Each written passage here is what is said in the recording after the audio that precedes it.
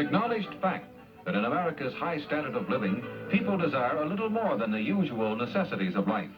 They want not only bread, but some luscious jam to go with it. A few fancy trimmings, as it were. That's why millions are spent each year on luxuries such as decorative jewelry. Much of it is made of gold, a mineral with a fascinating history and story. No other metal has the universal appeal of gold. Throughout civilization, it's been valued above all others, ever since this yellow-specked rock first gave up its secret of beauty. The early Egyptians treasured it for its loveliness and durability. This headdress was worn by a wife of King Thutmose III. Here in gold is the great god Ammon. Some high-placed Roman wore this exquisite sword sheath. From the Near East of 3,000 years ago came this ceremonial drinking vessel. And here is one of the finest objects ever made of gold, a cup attributed to Cellini. These exquisite Renaissance stuff boxes and 16th century watch cases are both testimonials to pride in gold. Gold. Kings of the medieval ages promised fabulous rewards to any alchemist who could make gold out of base metals. But no devious alchemist's brew ever came close. Gold motivated much of the forces which made history. Spanish conquistadores laid claim to lands in the New World so their sovereigns could gain great riches. The proud Aztecs disappeared as a civilization before the conqueror's quest.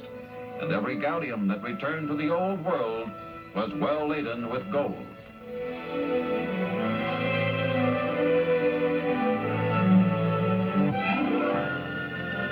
Perhaps more than anything else, the dramatic discovery of gold in California speeded up the westward expansion of America. A later fabulous strike in the Yukon brought grimly determined men to Alaska, men who would endure loneliness and any sacrifice in seeking sudden and great wealth. The plodding prospector and his burro became a dramatic symbol of the hopeful quest. But always a metal found so painfully had meant that not too many people could afford to buy products made from it. This had been the case until an innocent accident in Sheffield, England, opened up a whole new industry. The scene? The shop of a silversmith named Tom Bolsover, who was trying to repair a crack in a silver knife blade.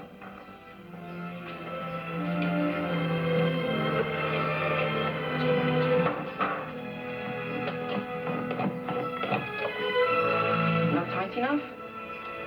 Perhaps if you wedge something in next to it. Yes. Yes, a coin, perhaps.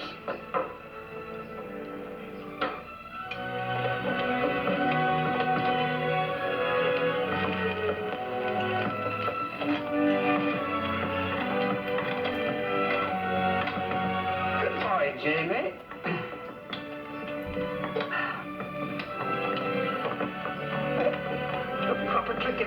Indeed.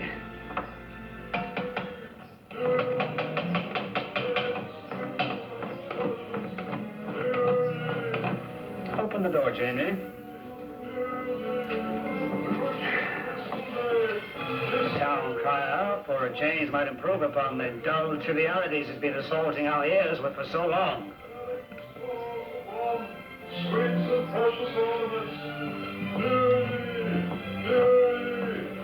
Good shipwrights today, this day arrived in London to make another island of the West.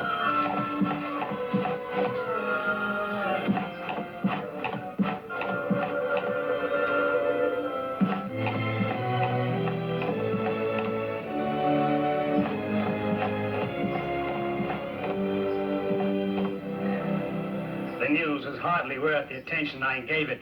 Look, Jamie. In my carelessness, I applied the heat too long. The blade is fixed to the coin.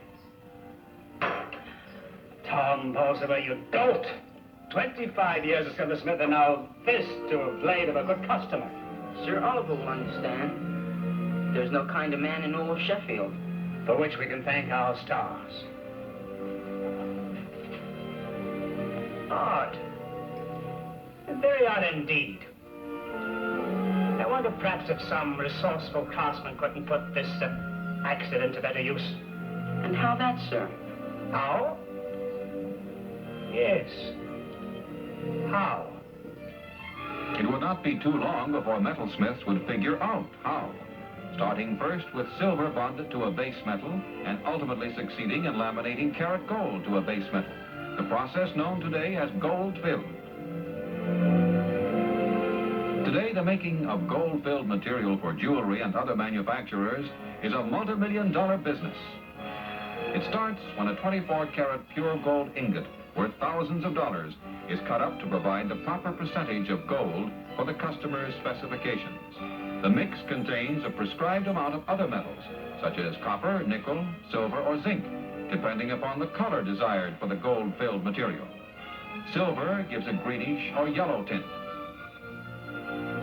Copper, a pink or pinkish yellow glow. Nickel will bring out a whitish tint. The percentage for 12-karat gold, for instance, is 50% pure gold and 50% alloy. Here in the melting room, a skilled workman operates more by experience than the book. Approximately 15 minutes, depending upon the alloy, at 1900 degrees is what the book says. But it takes an educated instinct to know exactly when the mix is ready for pouring into a mold.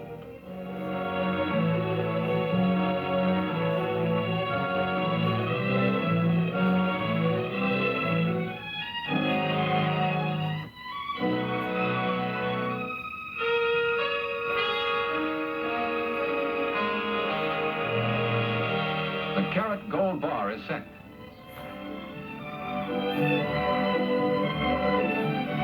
The bar next is fed through a rolling mill, which gradually brings it down to desired length and thickness for its primary stage.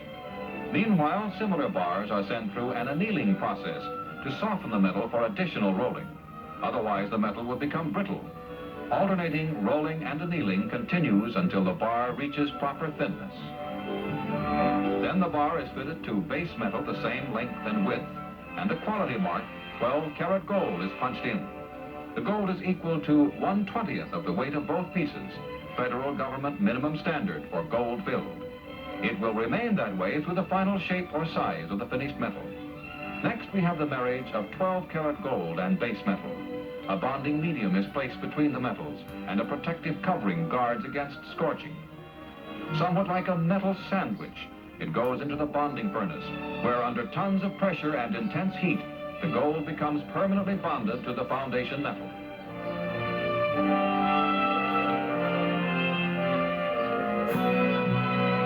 Just about done now. Out of the cooling chamber and ready to take whatever shape is called for. Here it becomes flat stock, one of 3 basic shapes. Brought down to desired thickness, flat stock will result in a wide variety of products, such as cufflinks and tie clasps, watch cases, or lighters. A second gold-filled material is wire. It begins as discs cut out of the flat stock. The discs ultimately become shallow cups, which don't even look distantly related to a piece of wire. But after several stages of shaping, the tubes will be ready for conversion to slender and even gossamer-like strands. Since this is to be solid wire, the carat gold stock is slipped over a core of base metal, to which it will be united by the intense heat of the bonding furnace.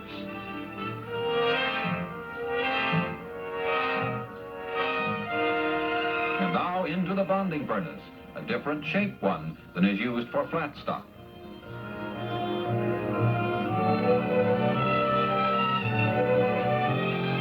The solid cylinder next goes through a series of reducing operations until it eventually emerges a wire encircled by a continuous layer of carat gold. Yet even though a single cylinder can be drawn into thousands of feet, it will always retain the original proportion of carat gold to base metal. Thinner and thinner, until finally it can be coiled like so much rope or string, eventually to turn into fine women's jewelry, among other things. How fine can it get? Coming up is an inspection under a magnifying glass of wire only 1/100th of an inch thick.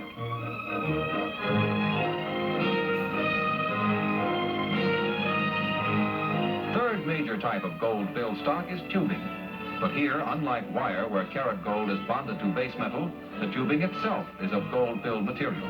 This goes over a removable steel rod and drawn to desired thickness. Each step will stretch it longer and thinner.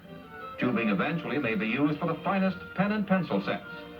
Now, even though fine gold and alloy has come a long way, the end products must still reflect great skill and imagination. Nearly everything, as in this first step in lighter cases, needs special tools to coax the metal into desired shape. For these cases, flat oval blanks are drawn many times and annealed each time before they become top and bottom sections of the lighter. Here are the various stages.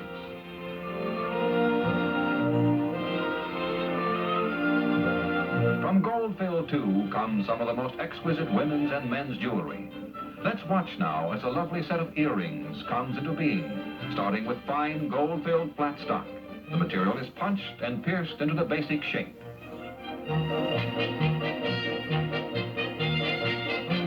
Once the shape is established, each piece is engraved with the overall pattern. In this case, a sunburst design is delicately scored into the metal with carefully timed strokes.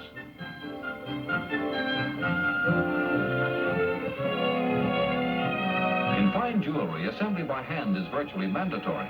Care and precision must be practiced at all times. When the piece is completed, a rouged buffing wheel provides a fine, high luster. Now, one of the products of man's ingenuity is the watch. Its complex mechanism enabling us to determine one of the most important factors of our lives, time. Important to the watch is the casing for the mechanism, not only for fashion, but protection.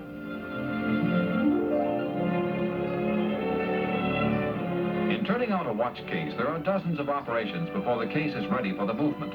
The precise engineering of watch cases requires tools which are machined to extremely close tolerances, so the delicate mechanism within the case is protected against shock, moisture, and dust. Not only must the tools be accurate, but hand operations still reflect the traditional art of the watchmaker and the goldsmith.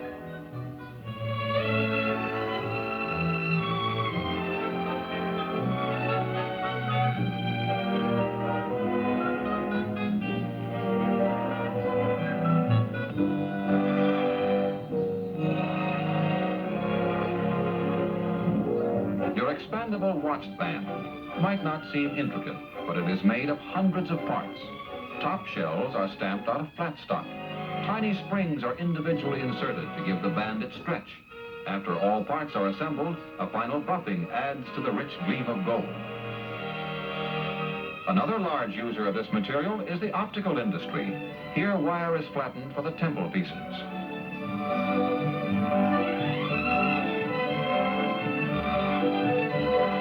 Small hinge arms must be soldered individually to the temple butts.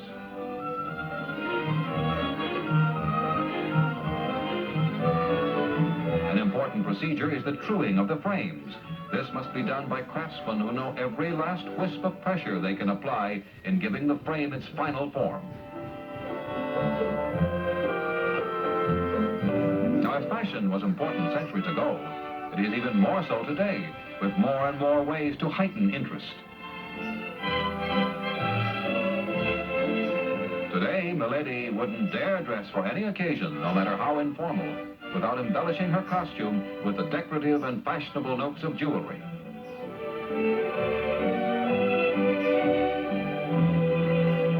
Both subtlety and drama are twin values in the selection of costume jewelry, and a smart girl can find smart uses for a wide variety of accents in many different pieces.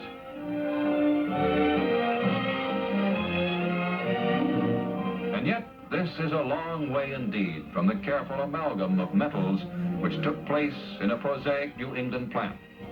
But such is the usual history of American production and merchandising, where effort, quality, craftsmanship, and design come to a happy and successful merger.